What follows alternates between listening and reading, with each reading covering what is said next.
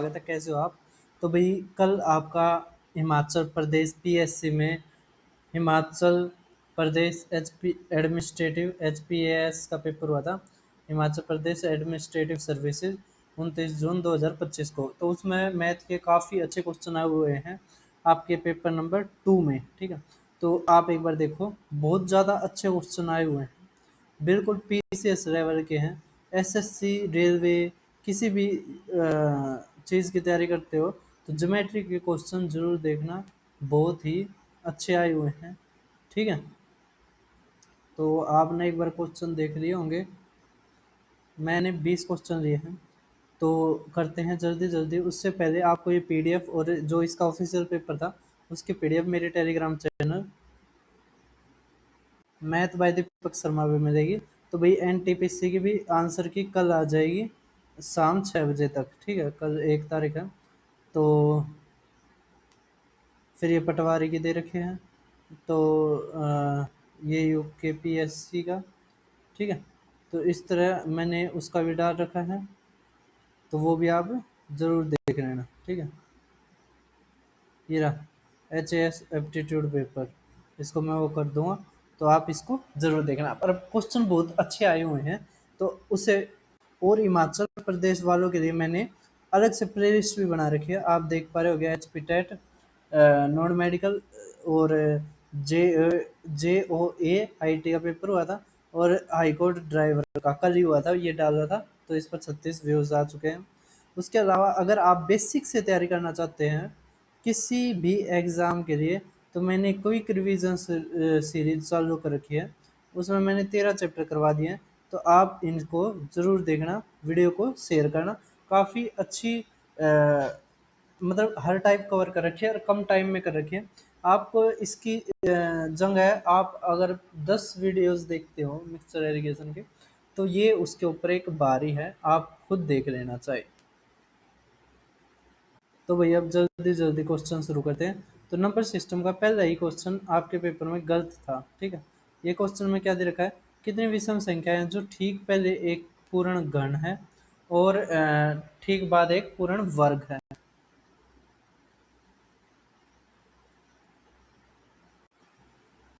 तो भाई ऐसी कोई संख्या नहीं है जिसके पहले तो घन आए और बाद में वर्ग आए। ठीक है, तो इसका ये क्वेश्चन ही गलत है, आप इसकी जरूर लगाना। ठीक है, अब दूसरा क्वेश्चन देख पा रहे होगे, ये मैंने पहले भी करवाया है, ये पीसीएस में बहुत बार आया है। मैंने छत्तीसगढ़ और उसके आए थे ना, तो उसमें करवाया था। अब जो पीसीएस वाली सीरीज को फॉलो करता होगा, मैंने प्ले लिस्ट बना रखी है पीसीएस एग्जाम्स, उसमें ये भी वीडियो जाएगी, तो उसमें देखना। अब देखो, total number of digits used in numbering the pages of a book, जिसमें 366 पेज हैं। तो एक चीज बताओ, देखो 1 से 9 तक जो पेजेस होंगे, तो उसमें एक डिजिट होगा। ठीक है, तो कितने आगे, 9 डिजिट आगे टोटल। ठीक है, अब 10 से लेकर 99 तक कितने डिजिट होंगे, 2 डिजिट वाली संख्या। और ये टोटल नंबर में कितने हैं,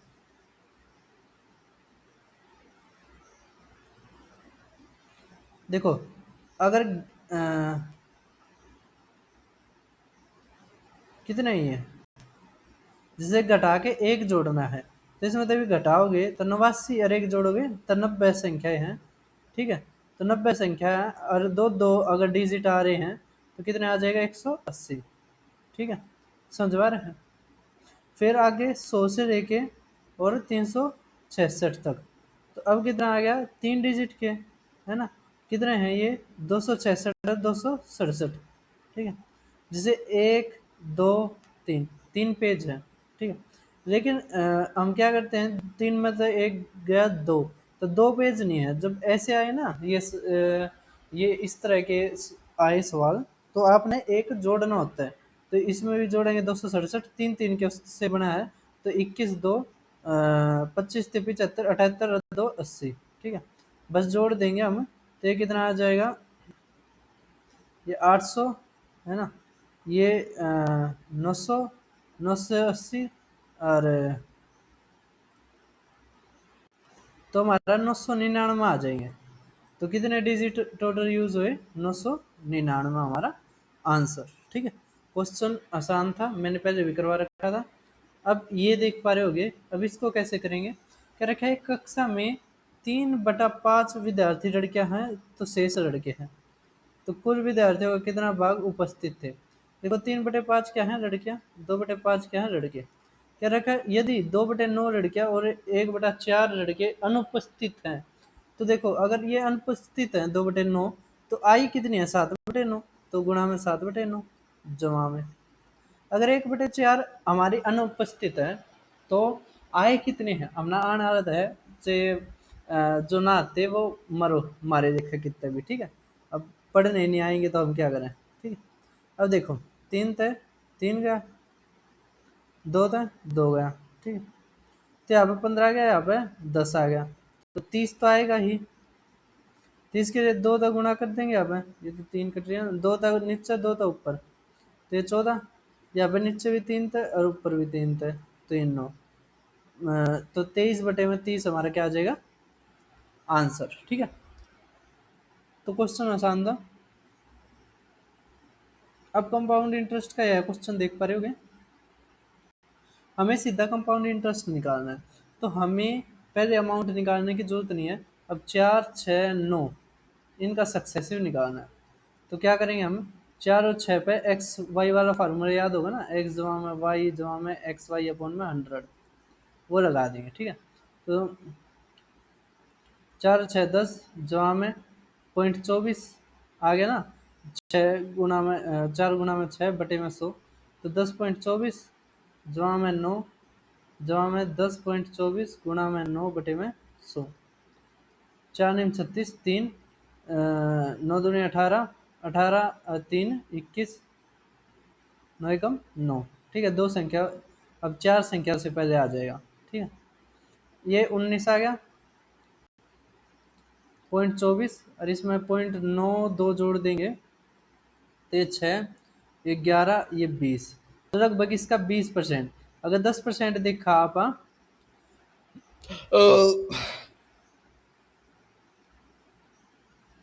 तो 7500, 7500 का दुगना लगभग 15,000 से थोड़ा ही ज्यादा, तो ये हमारा आंसर, ठीक है। 20% निकालना ना। अब टाइम स्पीड डिस्टेंस का यह है क्वेश्चन, देख पा रहे होगे, क्वेश्चन आसान है, ज़्यादा मुश्किल नहीं है और बहुत बार पेपर में आता है, मैंने ये पहले भी करवाया था, ठीक है। ये पीसीएस में आते हैं ना, बहुत सारे क्वेश्चन ऐसे होते हैं जो हर पीसीएस में पूछे जाते हैं, इसलिए मैंने अलग से पीसीएस की प्ले लिस्ट बनाई थी कि बच्चे जैसे छत्तीसगढ़ वाले हैं वो हिमाचल वाले देख रहे, हिमाचल वाले छत्तीसगढ़ वाले देख रहे, लेकिन क्या करें अब, वो बस जिके जिके पढ़ते रहते हैं और फिर सी सेट के कारण रह जाते हैं। क्या रखा है, शिमला के लिए एक बस स्टैंड से हर 30 मिनट में निकलती है, ठीक है। तो अगर ये बस अगर इतने बजे निकलेगी तो इससे आधा घंटा पहले मतलब 9:05 पर निकल रही है। क्या रखा है, एक पूछताछ कलरक ने एक यात्री को बताया कि बस 10 मिनट पहले ही निकल चुकी थी, तो मतलब कब निकली, 9:15 पे, ठीक है, 9:05 पे निकल रही थी, ठीक है। तो कह रखा है पूछताछ कलरक ने यात्री को यह जानकारी किस समय दी।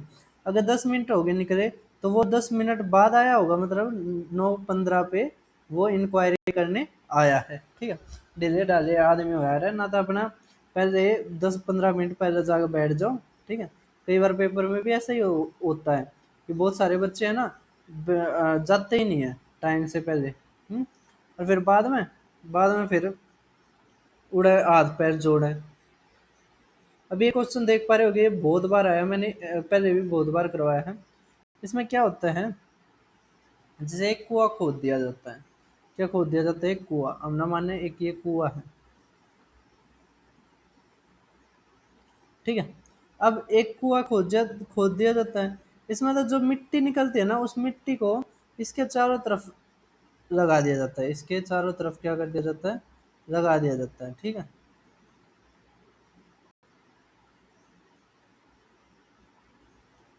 इसकी बाढ़ ही बना दी जाती है, समझ में आ रहे हैं। एक मिनट में दिखाता हूँ फिगर। तो भैया आपके लिए बिल्कुल एक बहुत ही अच्छा वेल मैंने दिखा दिया है।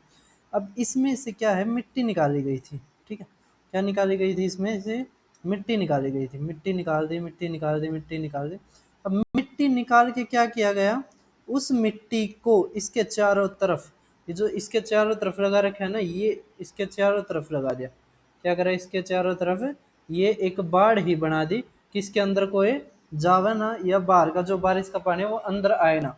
ठीक है, तो ये एक स्ट्रक्चर हा उठा दिया। क्या कर दिया, एक स्ट्रक्चर हा उठा दिया।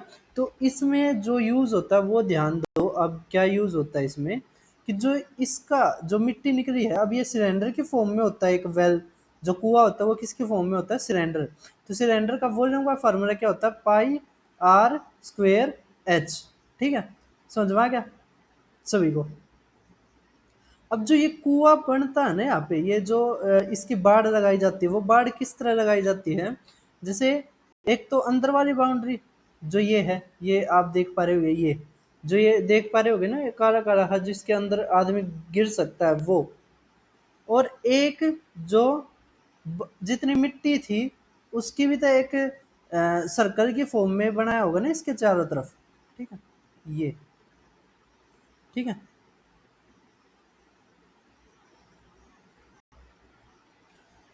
इस फॉर्म में बना दिया। अब मिट्टी कहाँ पर लगाई है, मिट्टी रेड और पिंक के बीच में लगाई है। ठीक है, क्योंकि रेड के अंदर तो क्या है, कुआं है। ठीक, अब जितनी मिट्टी होगी उतनी इसकी हाइट बढ़ा देंगे, उतनी तो वॉल्यूम में लगेगी जितनी मिट्टी है। तो जो पाई आर स्क्वेयर एच है वो बराबर होगा किसके, पाई एच जितनी हाइट है, ठीक है, इनटू में जो बड़ा आर है, इस बड़े आर में से आर का स्क्वेयर, ये मैं यहाँ पे लिख देता हूँ, पाई एच आर के स्क्वायर में से जो अंदर वाला आर घटा देंगे, अंदर वाला ये जो आर है ये घटा देंगे, तो हमारे यही तो बच जाएगा जिस यहाँ पे मिट्टी है, आर स्क्वायर। ठीक है, तो ये फार्मूला लिख देंगे हम, pi r square h, pi h r square minus r square. ठीक है, ये फार्मूला यूज होता है इसमें और बहुत बार पेपर में आता है, आपने ध्यान रखना है। अब देखते हैं हम क्वेश्चन, आपको मैंने पिक्चर भी दिखा दी है, अब आप देख पा रहे होगे ये क्वेश्चन। ठीक है, मैंने क्या बताया था, वॉल्यूम, किसका वॉल्यूम, जो मिट्टी का है, मतलब मिट्टी जो निकाली गई है, मतलब कुएं का वॉल्यूम, तो वो है pi r square h, pi r square h. ठीक है, मैं इसको हटा देता हूँ। देखो ये बीच में ये कह रखा है, जो एम्बैंकमेंट करी है उसकी हाइट निकालो, जो बताई थी मैंने हाइट। ठीक है, क्या रखा है, 14 मीटर आंतरिक व्यास का एक कुआं 15 मीटर की गहराई तक खोदा जाता है, मतलब ये हाइट होगी। और ये जो व्यास दे रखा है मतलब डायमीटर, तो रेडियस 7 आ गई कुएं की। ठीक है, खोदी गई मिट्टी को कुएं के चारों ओर 7 मीटर की चौड़ाई में, 7 मीटर की चौड़ाई में, मतलब जो ये कुआं हो गया ना, जो ये 7 मीटर है कुआं, उसके भी 7 मीटर तक ये मिट्टी फैलाई जाती है। ठीक है, तो इसका मतलब बाहर वाली कितनी आएगी, 14, अंदर वाली 7। तो pi r square h, pi r square h, pi गुणा में 7 गुणा में 7 गुणा में एच कितना है 15, इक्वल टू पाई एच कितना है हमने निकालना है, तो R square minus R square, मतलब बड़े में तो छोटा घटाना है, 14 का स्क्वेयर माइनस 7 का स्क्वेयर। 14 कौन सा हो गया, 7 मीटर तक फैला ही है। ठीक है, तो ये 14, ठीक है, और ये घटा देंगे तो यहाँ पे जो मिट्टी फैलाई है वो आ जाएगा। तो पाई से पाई गया। अब 14 7 21 गुणा में 7 गुणा में एच, तो 7 तो 7 गया, 7 तो 3 गया, 3 तो 5 गया, तो एच कितना आ गया हमारा 5। ठीक है, तो तटबंध की ऊंचाई कितनी है, 5 मीटर। ठीक है, सभी को समझ में आ गया। तो क्वेश्चन आसान था, आपको समझ में भी आ गया होगा। अब हम चालू करते हैं ज्योमेट्री। ज्योमेट्री के बहुत ही अच्छे क्वेश्चन आए हैं। कह रखा है एक रोम्बस है, तो उसके बारे में कौन सा ट्रू नहीं है। तो एक चीज़ हमेशा ध्यान रखना कि रोम्बस में जो डायगोनल्स होते हैं, रोम्बस में जो डायगोनल्स होते हैं वे बराबर नहीं होते हैं। डायगोनल्स होते हैं वे बराबर नहीं होते हैं। अगर डायगोनल्स को बराबर कर दिया जाएगा तो वो स्क्वायर बन जाएगा। क्या बन जाएगा, स्क्वायर बन जाएगा। ये डायगोनल्स हमारे बराबर नहीं होते, तो ये हमारा करेक्ट आंसर है। कौन सा सत्ता नहीं है, तो ये नहीं है। जबकि इसमें एडजेसेंट साइड इक्वल होती हैं, मतलब इसमें चारों के चारों साइड बराबर होती हैं। फिर all angles are not right angle, सारे के सारे जो एंगल होते हैं वो राइट एंगल नहीं होते, अगर राइट एंगल हो गए तो वो क्या बन जाएगा, स्क्वायर बन जाएगा। कह रहा है डायगोनल बाइसेक्ट इंटीरियर एंगल्स, बिल्कुल डायगोनल जो बाइसेक्ट करता है इंटीरियर एंगल, मतलब ये आधे आधे, इनको आधे आधे में बांट देता है। अगर मान लिया 90 है, ये 80 है, तो 40-40 हो जाएगा, ठीक है, ये चीज कहना चाहता है ये।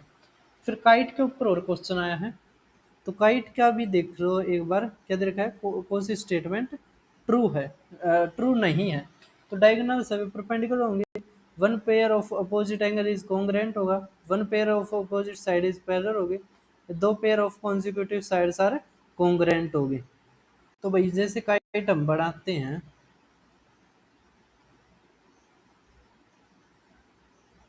तो इसमें जो डायगोनल्स होते हैं वो परपेंडिकुलर होते हैं, बिल्कुल ठीक है।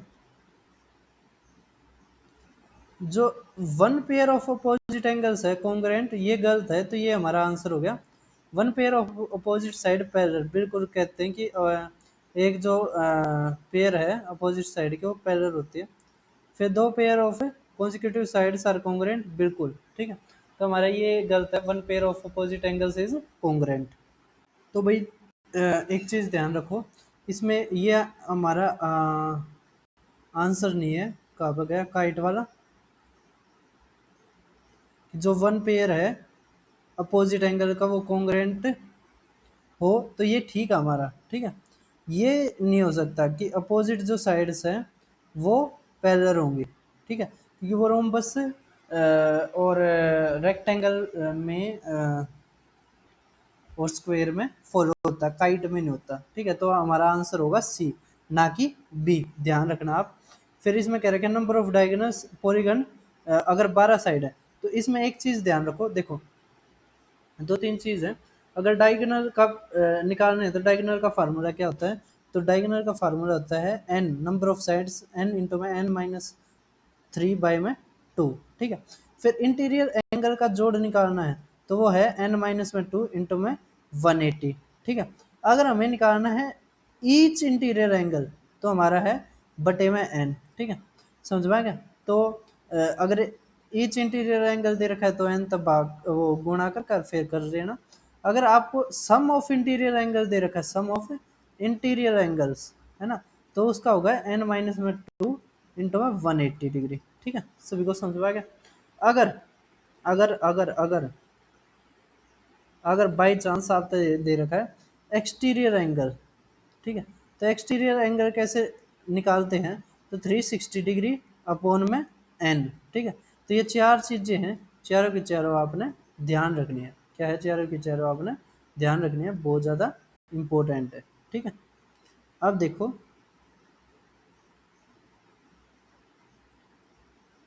नंबर ऑफ डायगोनल्स 54 है, ये आपने बताना ठीक है या नहीं। तो 12 है ना, n इंटू में n-3, तो 12 गुणा में 9 बटे में 2, तो 6 6 नहीं 54, तो इसका मतलब ये ठीक है। कह रखे measure of each exterior angle of a regular polygon 13, तो आपने कुछ नहीं करना, 360 को 13 से तबाह करोगे, 13 दूनी 26, कितना आ गया 100, 13 सत्ते 91, 13 अट्ठे 104, तो 27 पॉइंट कुछ आ जाएगा, तो ये भी ठीक है।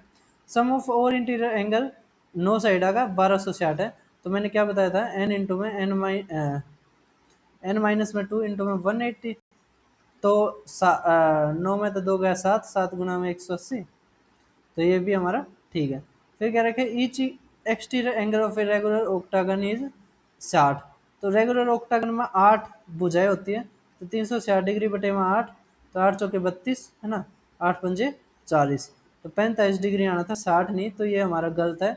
और इसमें पूछ रखा हमसे कौन सा ट्रू नहीं है, तो डी ऑप्शन हमारा ट्रू नहीं है, तो यही हमारा आंसर, ठीक है। तो कई क्वेश्चन ऐसे पूछ रखे हैं जिसमें इसने कह रखे हैं कौन सा ठीक नहीं है, तो भाई दिमाग लगा रखा है इन्होंने, तो आप इनके दिमाग की कदर करो। तो अब वर्टिसेस एजेस फेसेस क्या होते हैं वो समझो, हेक्सागोनल पिरामिड दे रखा है, तो देखो, तो भाई ये है मेरे हेक्सागोनल पिरामिड्स, ठीक है। तो ये जो ये पॉइंट्स होते हैं ना जहाँ पे ये मिलते हैं, इसको कहते हैं वर्टिसेस, क्या कहते हैं, वर्टिसेस, ठीक है। और जो ये होती है ना लाइनें, लाइनें, इसको कहते हैं हम एजेस, क्या कहते हैं, एजेस, ठीक है, किनारे, ठीक है। अब ये जो भुजा मतलब फेस हो, इसको फेस कहते हैं। क्या कहते हैं इसको? फेस। ठीक है, जितनी कह सकते हैं हम फेस ही ठीक है। ठीक है, तो अब एक देखो वर्टिसेस कितने हैं, 1 2 3 4 5 6 और एक ऊपर जा, तो 7 वर्टिसेस हैं। एजेस कितने हैं देखो, 1 2 3 4 5 6, 6 हो गए। 6 ये ऊपर की होगी और एक वो, तो 13 हमारी क्या होगी? एजेस। फिर दे रखा हमें फेसेस। फेसेस कितना हो गया? तो देखो नीचे वाला फेस, अरे ये 6 ही है, तो 7 फेस हो गए। तो 7 वर्टिसेस हमारी, 7 फेसेस है और 13 एजेस है। सभी को समझ में आ गया? तो अब देखते हैं हम नेक्स्ट क्वेश्चन को। तो आप उसमें तो ठीक लगा लेना। अब क्या रखा है? वन इंटीरियर एंगल इतना दे रखा है 135। तो आप नंबर ऑफ डायगोनल्स बताओ। तो मैंने क्या बताया था, अगर एक आप तो दे रखा है 135 डिग्री, है ना, इसका एक बेसिक भी है। क्या कर सकते हैं आप, जैसे आपको पता है एक स्ट्रेट एंगल कितने का होता है? 180 का। अगर ये 135 डिग्री है इंटीरियर, तो एक्सटीरियर कितने का बनाएगा? तो 180 में तो घटा देंगे, तो कितने का आ जाएगा हमारा? 45 का। कितने का? 45 का। अब 45 डिग्री, तो एन हम निकाल सकते हैं 360 डिग्री बटे में कितने का एंगल? 45 का। ठीक है, इससे हमारा एन आ जाएगा। लेकिन ये जो 45 है ये एक्सटीरियर होना चाहिए, है ना, जो भी हम निकाले वो एक्सटीरियर के उसमें निकालेंगे। तो 9 चौक 36, 9 पंजे 45, तो 5 × 8, तो एन कितना आ गया हमारा? 8। कह रखे ना नंबर ऑफ डायगोनल्स बताओ, तो 8। तो फार्मूला क्या था? एन इंटू में एन माइनस में 3/2। तो 8 गुणा में 5 बटे में 2, तो 2 तक काटेंगे तो 20 हमारा आंसर। ठीक है, कर दोगे? अभी ये क्वेश्चन भी आसान दे रखा है, कोई ज़्यादा मुश्किल नहीं है। ये दे रखा है एक ट्राइंगल है आइसोसेलेस। आइसोसेलेस एक ट्राइंगल हमारा ए बी सी। ठीक है, ए ए बी बी सी। तो हम क्या करें, इसको बी को यहाँ पर रख लें, तो ए बी और बी सी। ठीक है, तो ये भी 8, ये भी 8। क्या रखेंगे? तो ए बी सी ये 90 डिग्री है। ठीक है, तो length of the altitude drawn from B to A C. तो जो बी टू ए सी हमने यो बनाया है एंगल, ठीक है, ये जो है ये कितने का होगा? तो कोई दिक्कत नहीं है। तो जो हमारा ये परपेंडिकुलर हो जाएगा, ये बेस हो जाएगा। अगर ये 90 डिग्री है और ये 8 दे रखा है, तो हमारे हाइपोटेन्यूज 8√2 हो जाएगा। ठीक है, तो यहाँ से इन दोनों की गुणा 64 इजकल टू मेरा क्या आ जाएगा? h गुणा में 8√2। कैसे? जो इसका एरिया है हाफ इंटू में 8 गुणा में 8, वो किसके बराबर होगा? हाफ इंटू में बेस या 8√2 गुणा में h। ठीक है, इस कारण हमने ये काट दिया और सीधा कर देंगे। देखो 8 से 8 गया। ठीक है, √2 तक काटेंगे तो 4√2 हमारा क्या आ जाएगा? हाइट आ जाएगी। क्या आ जाएगी? हाइट। ये जो हमें कह रखे। ठीक है, ये पहले भी आया है, पहले भी मैंने करवा रखे हैं। सारे के सारे क्वेश्चन वही हैं जो मैंने करवा रखे हैं। ठीक है, कह रखा है एरिया ऑफ लार्जेस्ट ट्राइंगल जो इंस्क्राइब करा जाता है एक सेमी सर्कल में जो ऑफ रेडियस x। अगर हम एक सेमी सर्कल बनाते हैं जिसकी कितने हैं? x रेडियस है, तो अब देखो अगर इसमें हम लार्जेस्ट ट्राइंगल बनाएंगे तो कौन सा बन सकता है? ये वाला। और सेमी सर्कल में ट्राइंगल बनता है तो वो 90 डिग्री का बनता है, तो ये 90 डिग्री। ठीक है, ये x आ गया।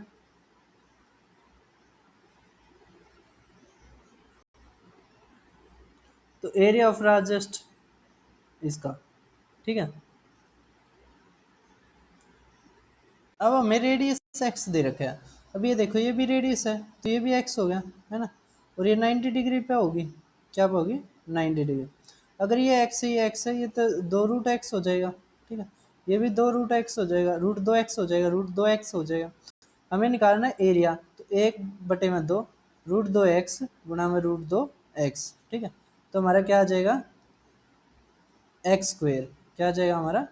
x square. अब आप देखो भाई नेक्स्ट क्वेश्चन को, एक्स स्क्वायर आ गया था, क्या रखा है, कौन सा ट्रू नहीं है। अगर दो कॉन्ग्रुएंट ट्राइंगल है तो उनका इक्वल एरिया होगा, बिल्कुल ठीक है रखा है, कॉन्ग्रुएंट होगा तो इक्वल एरिया होगा उसका, ठीक है। फिर क्या रखा है, अगर एरिया ऑफ दो ट्राइंगल इक्वल है तो नेसेसरी नहीं है कि वे कॉन्ग्रुएंट हो, बिल्कुल, क्योंकि देखो अगर मान लिया एरिया 12 है तो 12 कैसे भी बन सकता है, तो 12 बन सकता है 8 गुणा में 6 से, अगर 8 वो हो और 6 दूसरी हो, ठीक है। और 12 कैसे भी बन सकता है, 12 नहीं सॉरी 24, 24 एरिया ले लिया, ठीक है। तो 3 गुणा में 16 से भी बन सकता है, तब ये तो कॉन्ग्रुएंट नहीं है, ठीक है। तो अगर एरिया इक्वल है तो जरूरी नहीं है वो कॉन्ग्रुएंट होंगे। अब क्या रखा है, एक आपने पढ़ रखा होगा कि सारी कॉन्ग्रुएंट ट्राइंगल सिमिलर होती है, लेकिन सारी सिमिलर कॉन्ग्रुएंट नहीं होती, तो उसी के अनुसार ये हमारा आंसर है, ये गलत है कि त्रिभुज हमेशा समरूप होती है और इसका विलोम भी सत्य है। मतलब अगर समरूप है, सिमिलर है, तो वो कन्वर्ज इज आल्सो ट्रू, मतलब कॉन्ग्रुएंसी भी होगी, ठीक है। क्या अगर कॉन्ग्रुएंट ट्राइंगल सिमिलर है तो उसका विपरीत सारी सिमिलर ट्राइंगल्स कॉन्ग्रुएंट होगी, तो ये गलत है, सारी सिमिलर हमारी कॉन्ग्रुएंट नहीं होती, ठीक है।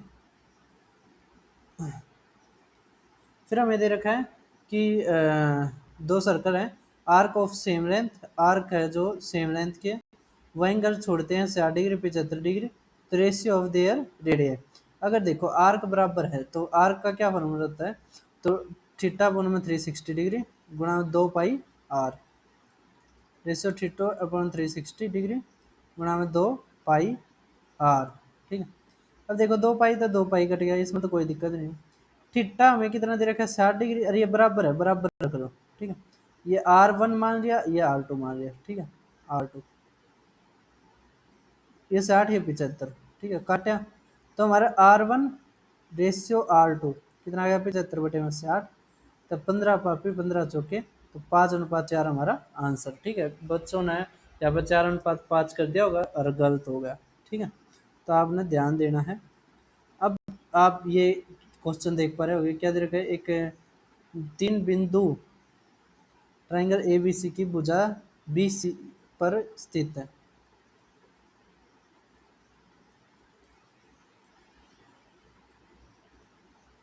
कि बीपी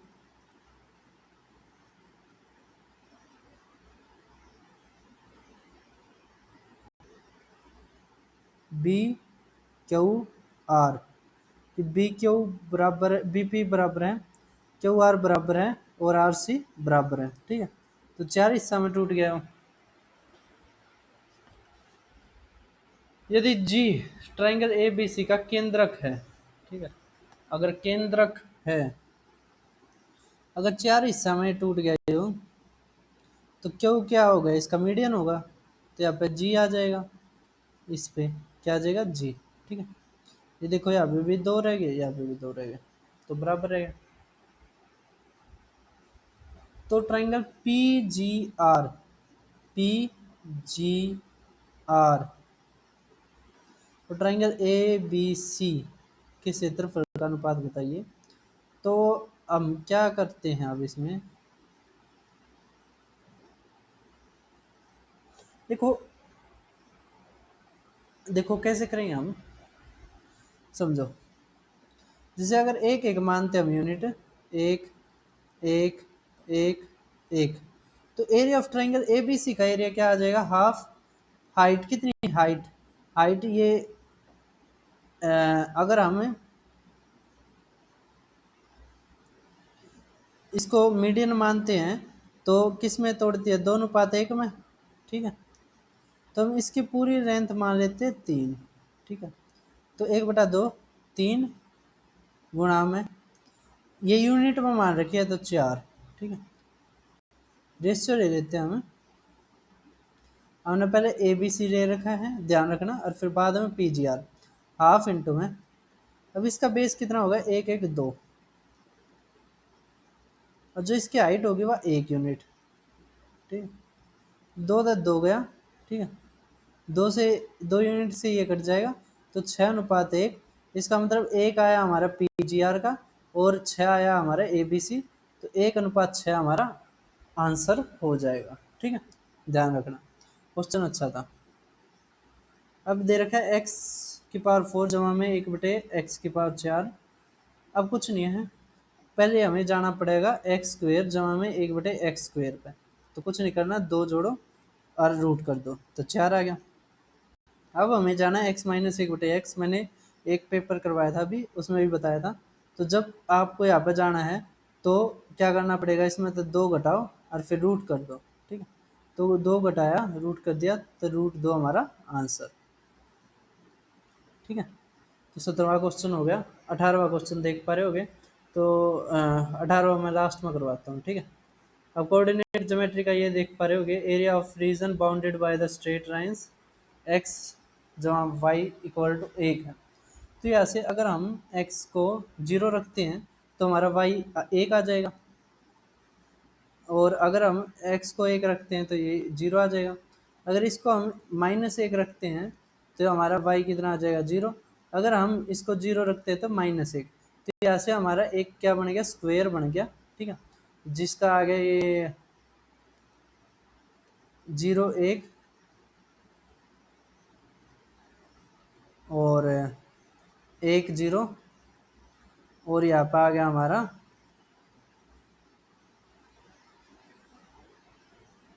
x एक्सिस 0।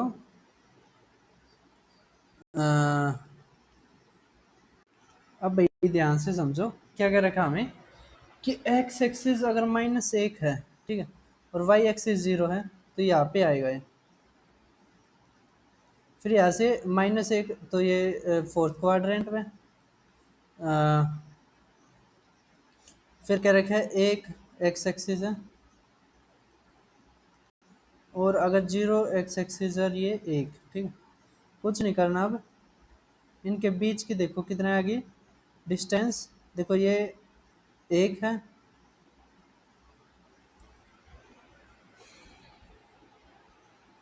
ना तो एक चीज़ देखो, आप डायगोनल से भी निकाल सकते हो इसकी। यहाँ पे देखो डायगोनल, यहाँ पे ये -1 है, ये 1 है, तो बीच में 0 भी आई होगी। ठीक है, 0 तो -1, तो ये 2 आ गई इसकी डिस्टेंस। यहाँ से भी देखो बीच में 0 आई होगी, -1, ये भी 2, तो हाफ इंटू में d1 d2, ये एरिया ऑफ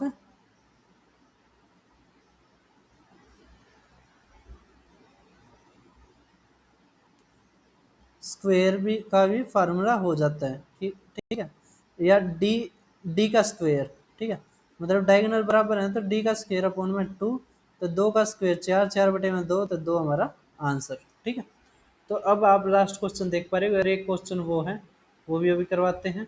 तो अब ये देखो, ये ऑप्शन थोड़े अजीब हैं, कुछ नहीं है, आप समझो। देखो क्या क्या रखा हमें, कि अगर साइन 17 डिग्री A/B है, तो हमें सेकेंड 17 और साइन 73। तो साइन 73 है, तो साइन 73 को हम क्या लिख सकते हैं, कोस 17। क्या लिख सकते हैं, कोस 17। ठीक है, इतना तो पता होगा, माइनस में सेकेंड 17 डिग्री। अब देखो, तो हम इसको क्या लिख सकते हैं, 1 में कोस माइनस में कोस 17। तो यहाँ से हमारा क्या आ गया, 1 माइनस में कोस का स्क्वायर अपॉन में कोस। अब ऊपर क्या आ गया हमारा, 1 माइनस कोस स्क्वायर होता है साइन स्क्वायर अपॉन में कोस। ठीक है, समझ में आ गया। तो ऊपर तो आ गया साइन स्क्वायर, नीचे कोस, कोई दिक्कत नहीं है। तो साइन स्क्वायर अगर करेंगे तो A² अपॉन में B² आ गया, A² अपॉन में B²। ठीक है,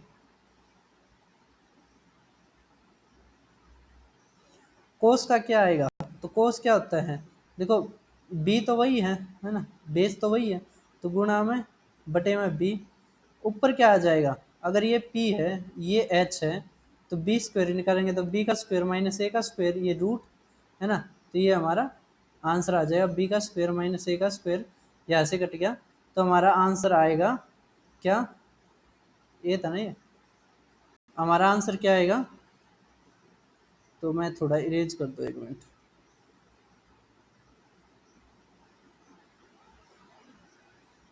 आंसर वैसे लिख दिया है लेकिन वहाँ पर कम दिखाई देगा, तो हमारा आंसर आएगा ए का स्क्वायर,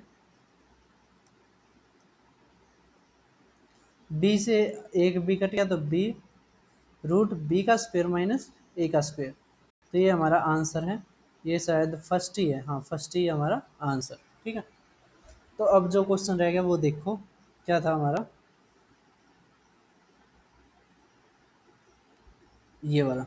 ठीक है, तब देखो, तो भैया अब क्वेश्चन देखो, ये इस तरह था ये क्वेश्चन, ये वहाँ पे मुझसे टेस्ट टाइप नहीं हुआ था इस कारण। अब ये देखो, ये यहाँ से ही स्क्रीनशॉट लिया था मैंने और उसको टाइप करने की कोशिश की थी लेकिन नहीं हो पाया। अब इस तरह के क्वेश्चन को कैसे करते हैं, पहले भी एसएससी में आया है, तो हम क्या करेंगे, put B is equal to zero. अगर बी को जीरो रख देंगे, कट गया, ये कट गया, ठीक है, यहाँ से ये कट गया, ठीक है, ये पूरी डिजिट। अब यहाँ से देखो, ये तो कट गया, अब ये रूट से स्क्वायर कट जाएगा, हमारा नीचे क्या आ गया, x is equal to 2a, जहाँ में अब देखो ये तो कट गया, तो यहाँ से ए माइनस ए जीरो, तो हमारा X is equal to 2a आ गया, क्या आ गया, x is equal to 2a। अब एक्स का क्यूब, ये रहता था ना कि पावर 1/3, एक्स का क्यूब करेंगे कट जाएगा, तो एक्स का क्यूब हमारा क्या आ गया, 2a, ये minus 2a equal to zero, तो जीरो हमारा आंसर। ठीक है, तो ये होता है बेसिक तरीके, ठीक है, जो हम थोड़ा एलिमिनेट भी कर सकते हैं, putting value, put value, value put, value put method हम कह सकते हैं इसको। हमने बी को जीरो रखा और हमारा आंसर आ गया। ठीक है, फिर मिलते किसी और वीडियो में, चैनल को सब्सक्राइब करना, पीसीएस की अलग से प्लेलिस्ट बना रखिए, उसमें आप ज़रूर से ज़रूर देख के जाया करो भाई, साल में एक बार पेपर होता है और जो एक बार तैयारी हो जाती है वो बार बार नहीं होती, तो आप अच्छे से तैयारी करो, चैनल को सब्सक्राइब करना, कुछ दिक्कत आए तो बताना।